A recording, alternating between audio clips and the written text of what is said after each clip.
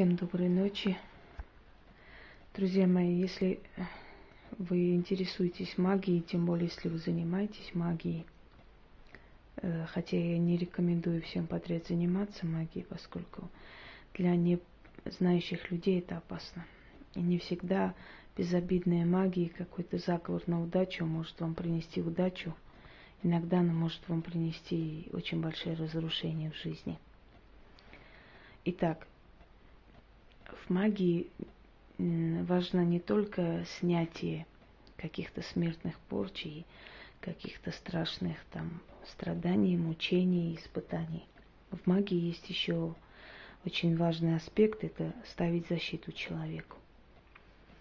У нас есть защита с рождения, хотя мы эту защиту обновляем, мы просим, мы напоминаем о себе, мы задабриваем духов, чтобы они всегда были на страже и всегда нам помогали, поскольку у нас такая профессия, что мы имеем дело с очень страшными силами и часто очищая человека можем, например, на себя взять какие-то очень тяжести судьбы этого человека. Иногда бывает, что очищая человека, сами начинаем болеть, сами себя очень плохо чувствуем. И те люди, у которых никаких познаний нет, в принципе, в магии силы нету, они, может быть, этого не поймут. Для них магия – это всесилие и почти что чуть ли не божественная какая-то религия. На самом деле магия – это очень тяжкий труд. И колдуны, ведьмы тоже могут заболевать, тоже могут перенимать. И тем более, если мы устаем и не ставим себе, мы, в принципе, не ставим таких защит, мы просим нас защитить, поскольку ни одна защита долго не вынесет, не выдержит вот этой фильтровки всякого через себя и через свою жизнь.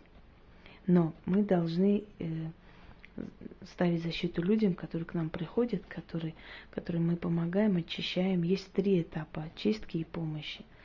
Первый – снять то, что на человеке. Второе – открыть ему дороги жизни, дороги судьбы, то есть призвать удачу к этому человеку, поскольку смысла нет снимать все, и чтобы у человека все равно ничего хорошего в жизни не пошло. И третье – это поставить защиту, чтобы снова это не повторилось, чтобы на долгое время человек был под защитой. Вечных защит нет, пожизненных тоже не нужно верить этому всему. Защиту нужно обновлять, если у человека такая жизнь, что постоянно конкурирует, постоянно завидует. Если это яркая личность и на виду, то время от времени защиту нужно обновлять, поскольку эти силы, они как сражаются между собой. Что такое защита? Это призыв духа. Призыв духа-хранителя, чтобы он находился рядом с человеком и отражал натиск тех сил, которые скапливаются вокруг него, которых мы не видим, но они на самом деле существуют. Для этих сил нет пространства. Вы можете лежать, он может вас вокруг охранять, вы можете купаться, спать. Для них не существует пространства и времени, поэтому эти силы могут постоянно быть начеку вокруг вас, охраняя, отражая натиски вот этих других сил. Через некоторое время эта защита начинает слабеть, поскольку если сил становится больше, то, конечно, сражение начинает проигрываться. И человек, чувствуя, что ему нужно, снова приходит к вам за защитой. Поэтому заранее говорите, сколько лет у этого человека будет все хорошо. А иногда бывает, что человек сам настолько крепкий и крепнет, становится на ноги, у него прибавляет энергии, удачи уже и обновлять ничего не нужно. Он уже сам по себе сильный, все. Он себя освободил от этих трудностей жизненных и уже начал жить. У всех по-разному, это индивидуально. Сейчас я хочу вам показать одну из самых сильных защит. Это немножко переделанное мной, точнее упразднено и сделано попроще. Это защита, вообще это сибирская защита, это древнерусская защита, заговор. Значит, нужно 4 свечи, желательно не церковные, остальные свечи для декорации, для освещения, более ни для чего. Черную ткань стелите, ложите посреди этих свечей либо фотографию человека, либо вещь. Я сегодня буду делать на своего ребенка, поскольку я считаю, что он тоже нуждается в защите, поскольку он мой сын. У меня завистников много, недоброжелателей тоже.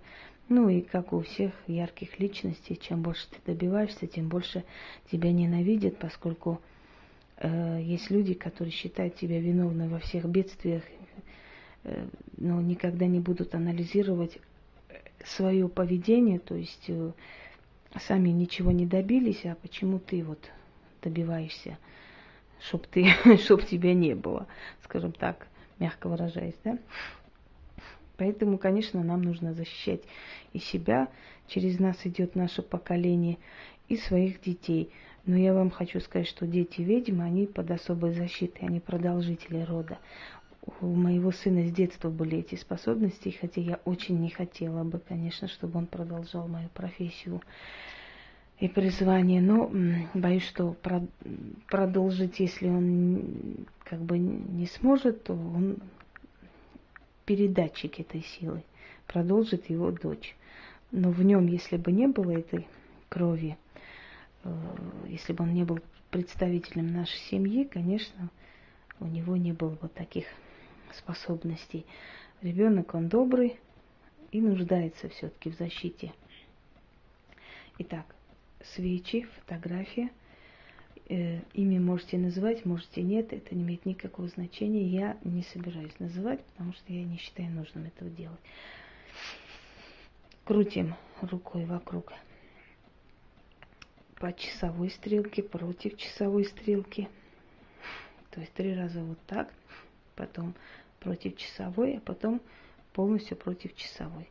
Это не столь важно, но нужная деталь. Если запомните, будет хорошо. Итак, начнем. Великие первозданные духи, я, Инга, пришла к вам и стоя прошу защитить мое дитя от натиска врагов и завистников. Отправьте ради духов, стражников, пусть станут на 4 стороны света, булатными мечами в защиту сына моего. Пусть ударом на удар отвечают, пусть болью на беды отражают от вражеского посещения, от тюремного заключения, от ложного обещания, от воды заливающей,